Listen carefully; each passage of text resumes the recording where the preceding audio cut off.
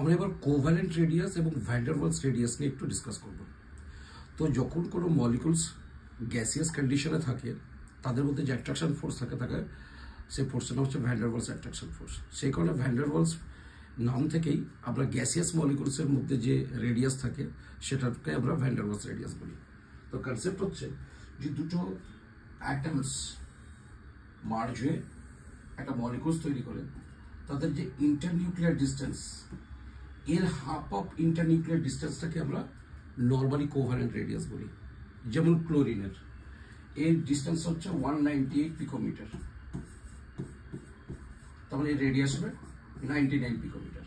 But এখন এই chlorine তো গ্যাস, এর যদি van der Waals radius calculate করতে চাই তাহলে এর সবচেয়ে ক্লোজেস্ট ডিস্টেন্স কোন কন্ডিশনে থাকবে? সলিড। তার মানে এই ক্লোরিন মলিকুলসের দুটো পাশাপাশি মলিকুলসের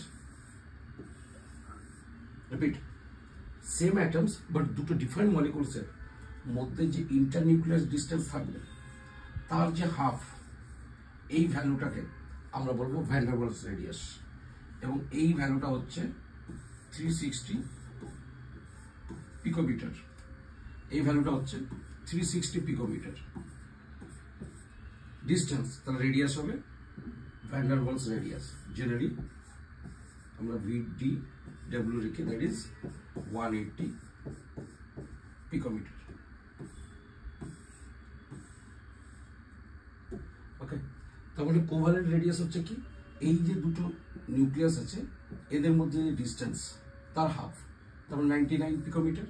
আর এই দুটো মলিকুলস যখন সলিড কন্ডিশনে থাকবে তখন তাদের মধ্যে যে ডিস্টেন্স থাকবে, এই যে ডিস্টেন্স তার হাফ, সেটা হচ্ছে আমাদের 180 পিকোমিটার। সেটা করে বলবো ভ্যান ডার ওয়ালস রেডিয়াস। তা সিম্পলি তুমি লিখতে পারো Van der Waals radius is the half of the distance between two similar atoms in a separate molecules in solid. আর কোভ্যালেন্ট রেডিয়াস আমরা কি লিখতে পারি? half of the distance between two internuclear distance of atoms. Okay.